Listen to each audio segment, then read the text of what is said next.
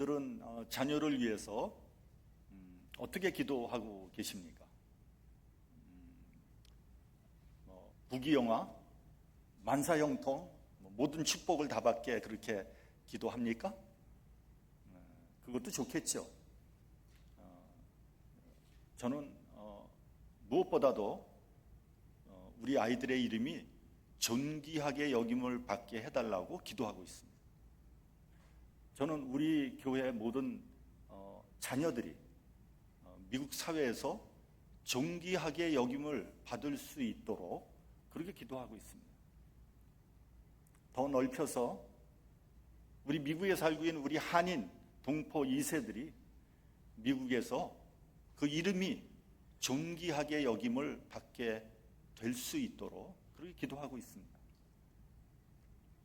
여러분, 이스라엘 사람들이 가장 위대하게 여기는 인물이 누구겠습니까?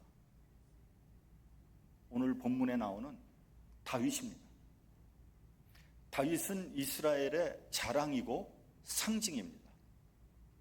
이스라엘 국기에 다윗의 별이 그려져 있지 않습니까? 성경에서 가장 많이 등장하는 인물도 다윗입니다.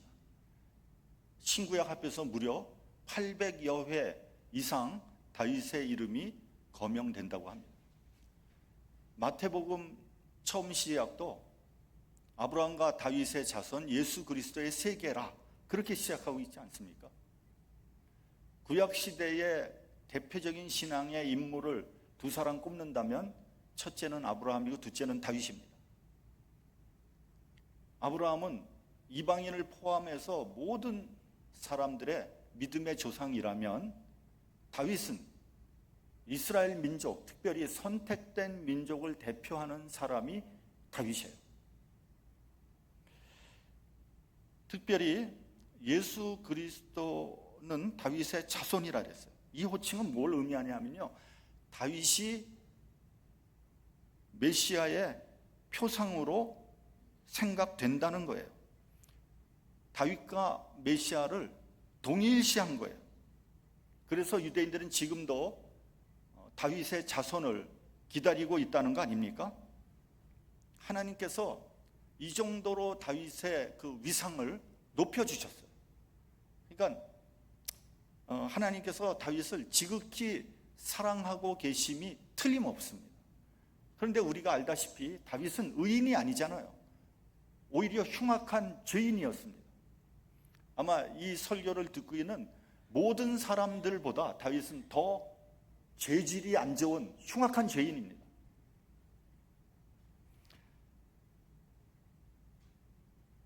이 세상에 죄인이 아닌 사람이 어디에 있겠습니까마는 다윗은 정말로 용서할 수 없는 죄를 저질렀습니다. 우리가 알다시피 밧세바와의 간음 사건, 그걸 넘어서 그의 남편이며 또 충직한 부하였던 우리아를 전쟁터 최전선에 내보내서 아무도 모르게 간접 살인을 하지 않았습니까? 이런 야비하고 파렴치하고 흉악한 사람을 어떻게 용서할 수 있겠습니까? 저 같으면 용서가 안 될 것 같아요. 여러분은 어떻습니까? 만약에 어떤 사람이 저한테 이런 죄를 저질렀다면 전 용서 못할 것 같아요. 그러나 하나님께서는 그를 용서해 주셨습니다. 그뿐만 아니라 그의 이름을 누구보다도 더 존귀하게 만들어 주셨어요. 어떻게 그럴 수 있습니까? 지금부터 그 이유를 우리가 좀 알아보도록 하겠습니다. 사도행전 13장 22절에 보면 사도 바울은 이렇게 증거하고 있습니다. 내가 이새의 아들 다윗을 만나니 내 마음에 합한 사람이라. 여기서 나는 하나님이죠. 다윗은 하나님 마음에 꼭 드는 사람이었어요.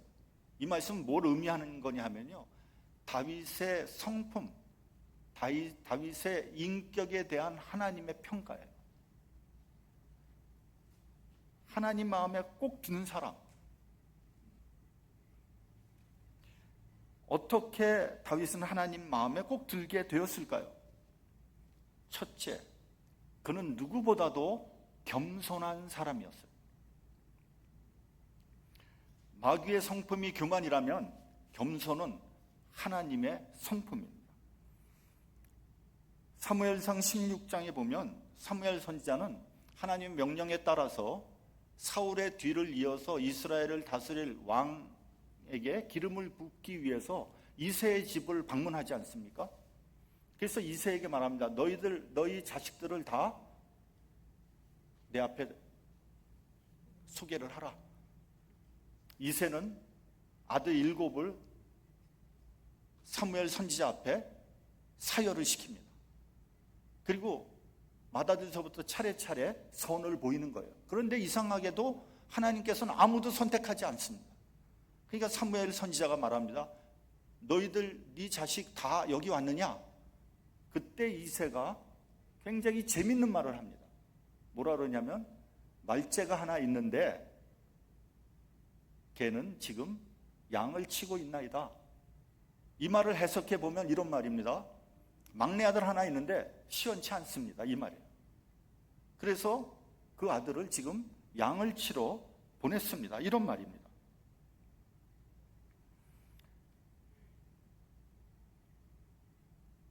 사무엘 선지자를 보러 오지도 말라고 한 거예요. 왜요? 그는 지도자가 될 자질을 갖추지 못했다고 봤기 때문에 그런 거예요. 그 형제들도 마찬가지입니다. 다윗에게 야 너는 양이나 봐. 우리들이 갔다 올게. 그리고 양을 맡기고 형제들 지네들끼리 간 거예요.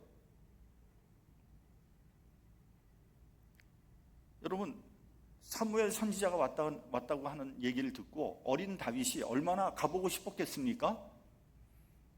그러나 다윗은 그런 순간에도 그렇게 하시죠. 형님 다녀들 오십시오. 제가 양을 보겠습니다.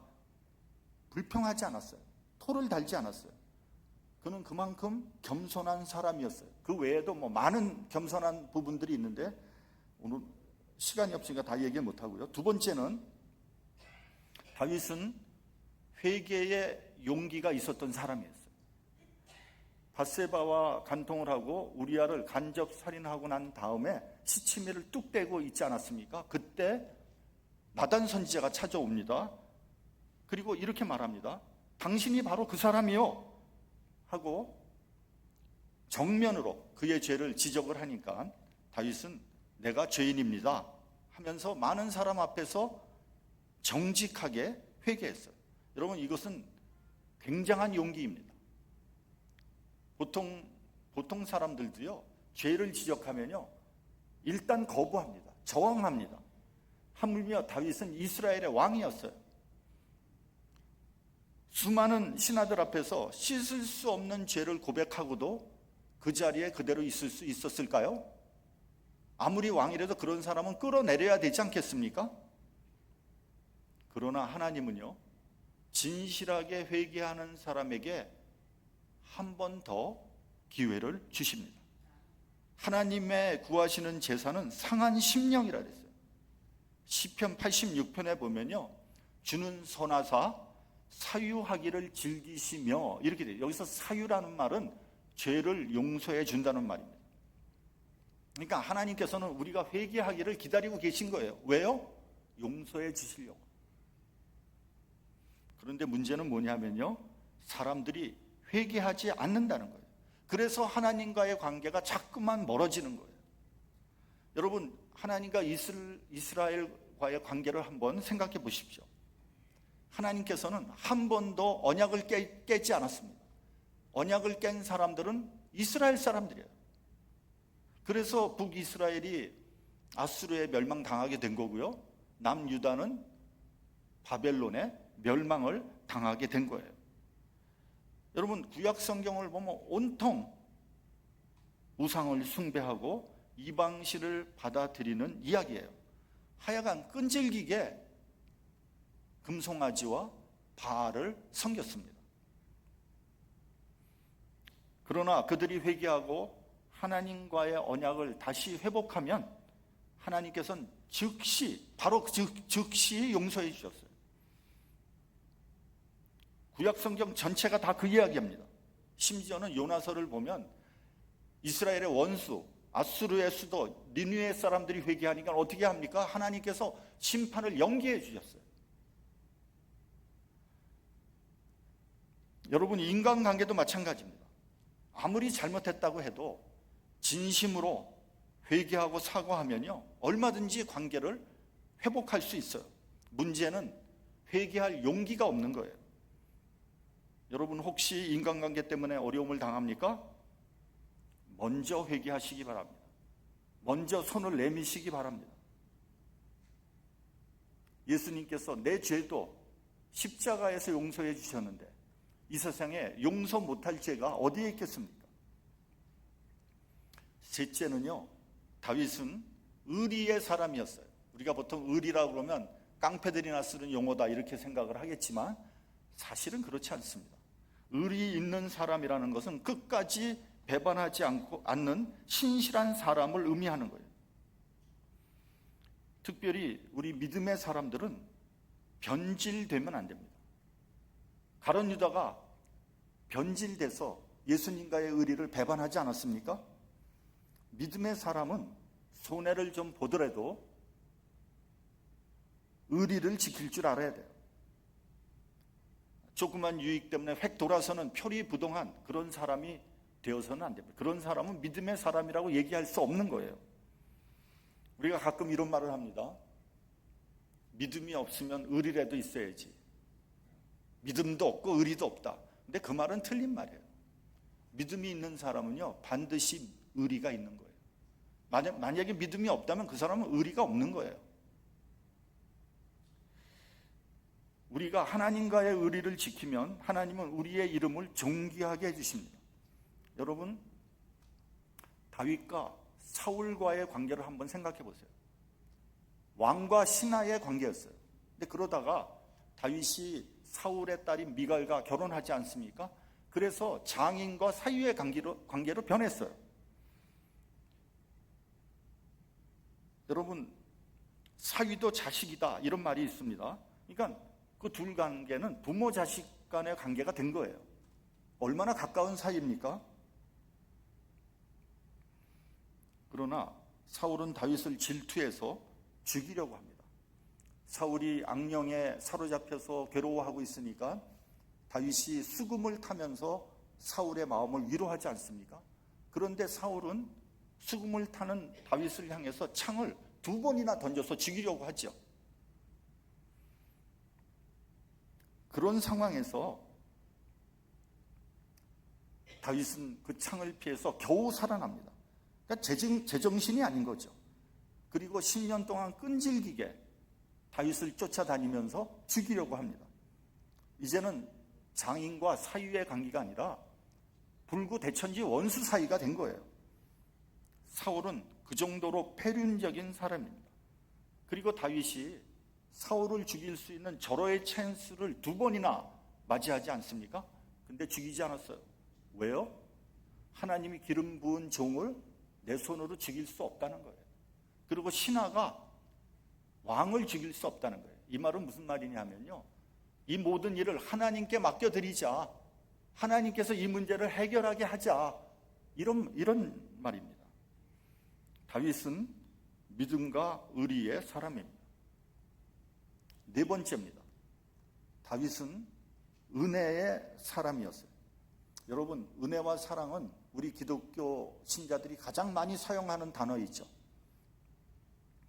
여러분, 이 세상에서 은혜와 사랑을 받지 않은 사람은 한 사람도 없습니다. 정도의 차이가 있을지언정 누구나, 심지어는 고아라고 할지라도 은혜와 사랑을 받은 거예요. 그렇기 때문에 지금 내가 존재하는 거고요, 또 내가 지금 이와 같이 살고 있는 거예요. 그렇지 않으면 어떻게 우리가 태어나서 지금까지 존재할 수 있겠습니까? 누군가의 사랑과 은혜를 우리가 받은 거 아니겠어요? 근데 문제는 뭔지 아세요? 내가 그 은혜를 깨닫지 못한다는 거예요. 은혜가 은혜되기 위해서는 내가 먼저 그 은혜를 깨달아야 돼요. 하나님께서 나에게 은혜를 주셨는데 내가 그 은혜를 깨닫지 못한다면 그 하나님의 은혜는 아무 소용없는 거예요. 여러분, 부모가 자녀를 사랑한다고 말을 하지 않는다고 그 사랑이 없는 건 아니잖아요.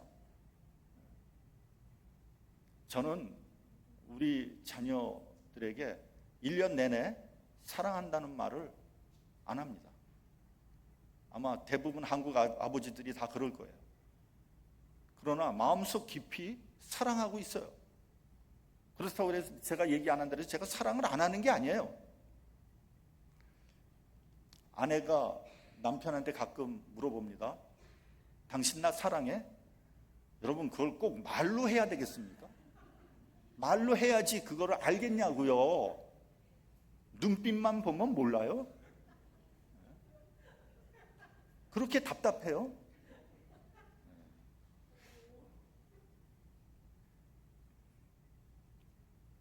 여러분, 다윗이 은혜의 사람이라는 것을 어떻게 알 수 있습니까?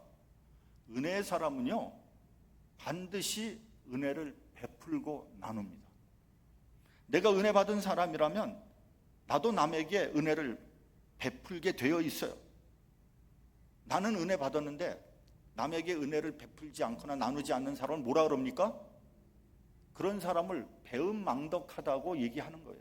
성경에서 보면 10,000달란트 빚이 있는 사람이 그 임금한테 탕감받지 않습니까?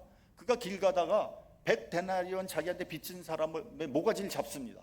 그리고 감옥에 보내잖아요. 그 사람을 뭐라 그래요? 배은망덕한 사람이다. 그래서 하나님께서 그에게 준 은혜를 도로 빼앗아 버리잖아요. 그리고 저자를 감옥에 집어넣어라.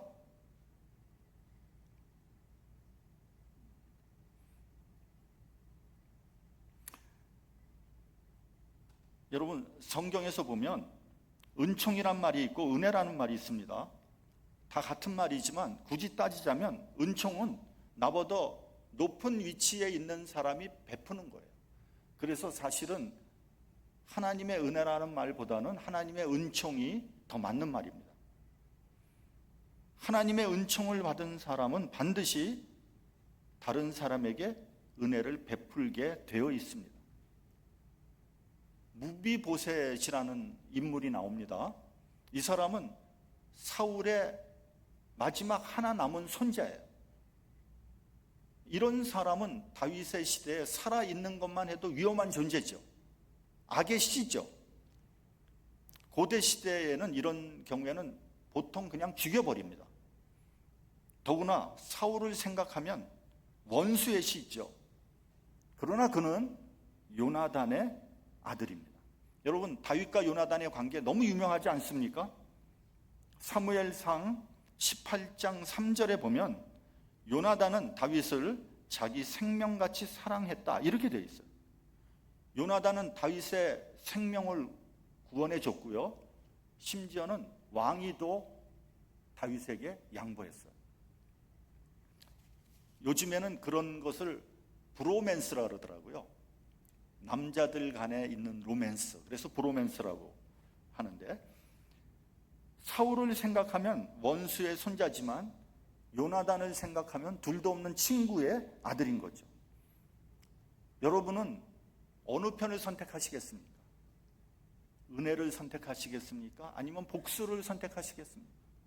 긍정적인 면을 선택하시겠습니까? 아니면 부정적인 면을 선택하시겠습니까? 그런데요, 여러분, 많은 사람들이요, 은혜보다는 섭섭함, 야속함을 먼저 생각합니다. 그래서 우리가 아담의 후예라는 거예요.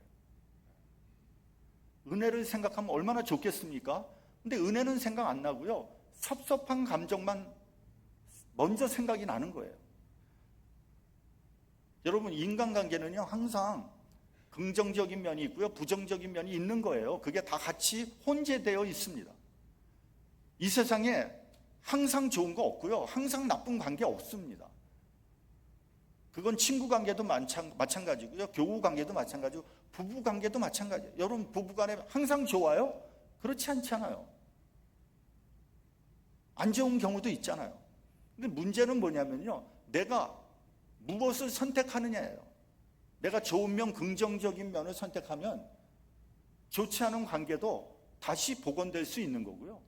내가 부정적인 면, 섭섭한 면 이런 것을 자꾸만 보면 좋았던 관계도 점점 어려워지는 거예요. 다윗은 좋은 면을 보기로 했어요. 그래서 무비보셋을 왕자의 한 사람으로 대접을 했습니다. 사무엘하 9장을 보면 다윗이 무비보셋에게 말합니다. 무서워 말라. 얼마나 무섭겠어요. 다윗이 말 한마디면 죽이는데, 내가 반드시 네 아비 요나단을 인하여 네게 은총을 베풀리라. 네 할아버지 사울을 위해서 널 죽여버리겠다 이래도 되는데, 그런다고 누가 뭐라 그럴 사람 한 사람도 없는데 다윗은 네 아비 요나단을 인하여 내가 은총을 베풀리라. 너는 항상 내 상에서 먹을지니라.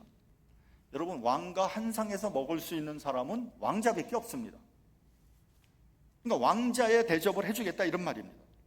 그러니까 무비보셋이 말합니다. 이 종이 무엇이간데 왕께서 죽은 개 같은 나를 돌아보시나이까. 근데 여러분, 여기서 무비보셋의 입장을 한번 생각해 보세요. 그는 사울 왕의 마지막 후손이에요. 정통성이 있는 사람이에요. 왕족입니다. 그의 입장에서 보면 다윗이 어떻게 보이겠어요? 얼마나 억울하겠어요? 얼마나 질투가 나겠어요?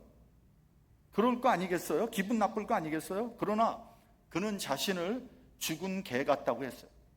이 말은 무슨 말이냐면 아무 쓸모 없는 사람이라는 거예요. 무비보셋은요, 자신의 위치를 정확히 알고 있는 거예요.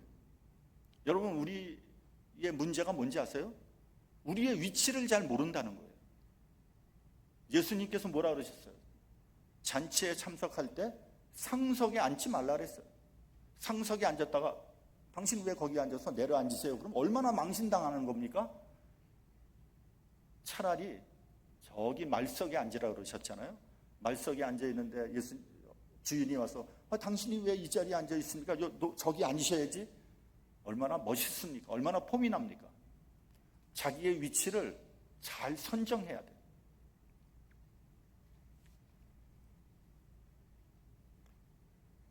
여러분, 무비보셋은 자기를 아무 쓸데없는 사람이라고 생각을 한 거예요.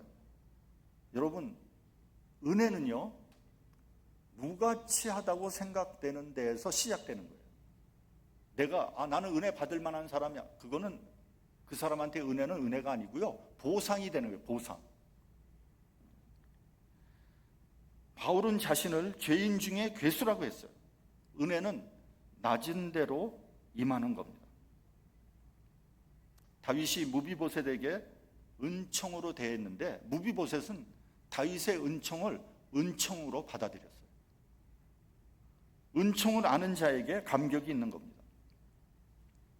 어떤 유명한 랍비가 제자들에게 이렇게 말을 했습니다. 진리는 저기 길에 있는 돌만큼 흔한 것이다. 문제는 사람들이 이 사실을 깨닫지 못하고 있다는 것이다. 그렇게 얘기를 했어요. 그러니까 제자가 말을 합니다. 선생님, 진리가 그렇게 흔한 돌같이 흔하다면 주우면 될 거 아닙니까? 그랬더니 랍비가 뭐라 그러는지 아세요? 그걸 주우려면 허리를 굽혀야 되는데 허리를 굽히지 않아서 진리를 얻지 못하는 것이다.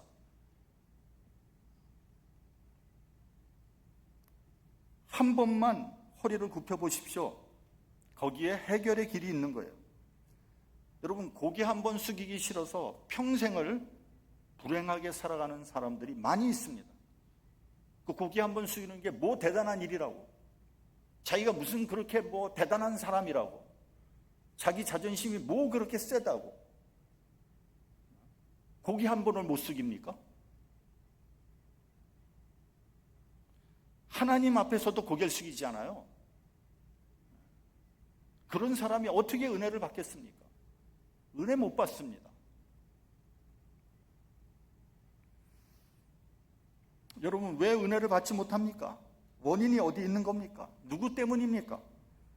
은혜를 은혜로 받아들이지 못하는 그런 교만, 여기에 문제가 있는 거예요.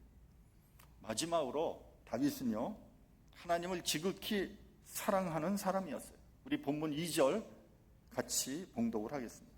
본문 2절. 자, 시작. 왕이 선지자 나단에게 이르되 볼지어다 나는 백향목 궁에 살거늘 하나님의 궤는 휘장 가운데에 있도다. 다윗은 지금 백향목으로 지은 으리으리한 궁전에서 살고 있었어요. 그 1절에 보면요, 사방의 모든 대적을 파하사 왕으로 궁에 평안히 거하게 하신 때 평안했어요. 아무런 문제가 없어요. 그때 다윗이 하나님을 생각한 거예요. 여러분, 힘들고 어려울 때 하나님을 생각하는 것은 너무 당연한 일이에요. 그건 뭐 어려운 일이 아니에요. 그러나 형통할 때, 평안할 때, 영광을 누리고 있을 때 하나님을 생각하는 것은 쉽지 않은 일이에요. 다윗의 말은 이런 말입니다. 나는 이렇게 백향목, 으리으리한 궁에서 사는데 하나님의 법궤는 저 낡은 천막 속에 있도다, 이런 말입니다. 이럴 수는 없다.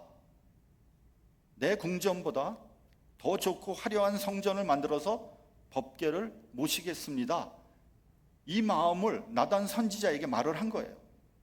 하나님께서는 다윗의 마음을 알고 너무 기뻐하셨어요. 그날 밤에 하나님의 말씀이 나단 선지자에게 임합니다. 네가 나를 위하여 나의 거할 집을 건축하겠느냐? 어떻게 그런 생각을 했느냐? 본문 7절을 보면 내가 말하기를 너희가 어찌하여 나를 위하여 백향목 집을 건축하지 아니하였느냐 말하였느냐? 내가 언제 백향목 성전을 만들어 달라고 했느냐?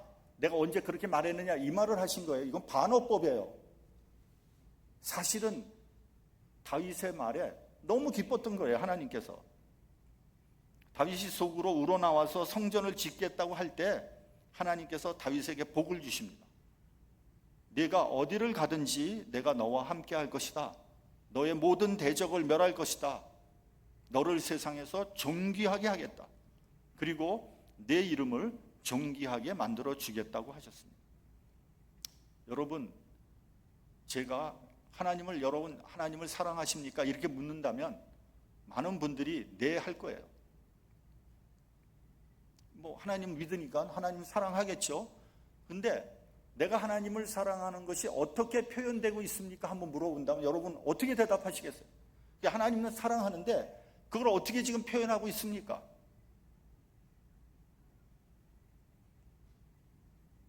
뭐 여러 가지가 있겠지만 저는 교회의 사랑이라고 생각해요. 교회는 그리스도의 몸이라. 이건 에베소서의 말씀이에요. 교회를 사랑하지 않고 하나님을 사랑한다는 것은 언어 도단이에요. 그건 거짓말입니다. 하나님을 사랑하는 사람은 반드시 교회를 사랑하게 되어 있어요. 시편 84편을 보면요, 다윗이 얼마나 성전을 사모했는지 알 수 있습니다. 1절을 보면 주의 장막이 어찌 그리 사랑스러운지요. 2절 내 영혼이 여호와의 궁정을 사모하여 쇠약하며. 3절 주의 제단에서 참새도 제 집을 얻고 제비도 새끼들 보금자리를 얻었나이다. 4절 주의 집에 거하는 자가 복이 있나이다. 5절 주께 힘을 얻고 그 마음에 시온의 대로가 있는 자는 복이 있나이다. 다윗은 제비와 참새를 부러워했어요. 왜냐하면 이 새들은, 이 미물들은 자기 마음대로 성전을 왔다 갔다 했거든요. 근데 이 당시에 이 시를 지을 때 다윗은 피난을 가고 있었거든요. 피난을 가고 있었기 때문에 성전을 갈래야 갈 수가 없었던 거예요. 하나님에 대한 사랑이 구구절절 성전 사랑으로 투영된 것을 알 수 있어요. 하나님 사랑이 성전을 사랑하는 거로 프로젝트 된 거예요. 다윗은 그만큼 철저히 하나님 중심, 성전 중심의 신앙을 가졌어요. 하나님께서는 이것을 기쁘게 여기셨습니다. 그는 막연히 하나님을 그냥 사랑한 것이 아니에요. 그는 하나님의 이름을 높이고 하나님의 이름이 거하는 성전을 지극히 사랑했어요. 하나님은 하나님을 사랑하고 그 이름을 높이는 사람에게 복을 주시고 그 이름을 존귀하게 해 주십니다. 하나님 사랑, 교회 사랑, 성전 사랑은 따로 떨어져 있는 것이 아닙니다. 하나님을 사랑하면 교회를 사랑하게 되어 있고요, 성전을 사랑하게 되어 있습니다. 하나님을 사랑한다고 하면서 교회에 대해서 관심도 없고 성전에 대해서 관심도 없다면 그건 거짓말하는 사람이에요. 저는 종종 이렇게 미국을 이게 여행하면서 어떤 동네에 가면 교회를 제일 먼저 봅니다. 근데 이렇게 보면요, 어떤 마을에는 정말 교회를 잘 지은 데가 있어요. 정말 멋있게 지었어. 그러면 참 부럽습니다. 저걸 지을 때의 미국 사람들의 그 신앙은 참 좋았구나. 그러니까 믿음이 좋지 않으면 그런 성전을 지을 수가 없어요. 그런데 그런 성전에 지금 나이 먹은 사람들만 몇 명 앉아 있다고 생각을 하면 마음이 참 안 좋죠. 슬픕니다. 그래서 미국이 약해지는 거예요. 미국의 사상적인 기반이 무너지고 있는 거예요. 미국의 정신이 지금 무너지고 있는 거예요. 다윗은 하나님의 이름이 거하는 아름다운 성전을 지어서 봉헌하고 싶었어요. 그런데 다윗 앞에는 다윗이 넘어야 하는 시험이 있었습니다. 하나님께서 뭐라 그럽니까? 너는 전쟁을 많이 해서 많은 사람을 죽였기 때문에, 피를 흘렸기 때문에 성전을 짓는 것을 다 준비는 해도 네가 성전을 지을 수는 없다. 너희 자녀 솔로몬에 의해서 성전이 지어질 것이다. 그리고 그 성전의 이름은 솔로몬 성전이라고 부르게 될 것이다. 그렇게 말씀하셨어요. 다윗은 이 말씀을 순종하고 받아들였습니다. 다윗이 하나님 앞에서 복을 받은 것은 하나님을 사랑하는 마음이 성전을 사랑하는 마음으로 구체화되었기 때문이에요. 그럴 때 하나님께서 약속해 주셨습니다. 내 왕위를 영원히 경고케 하리라. 내 이름을 영원히 높여줄 것이다. 여러분, 우리가 이 세상을 살면서 축복을 받는 길이 어디에 있는지 우리는 다윗을 통해서 다시 한번 생각해보는 저와 여러분이 되기를 바랍니다.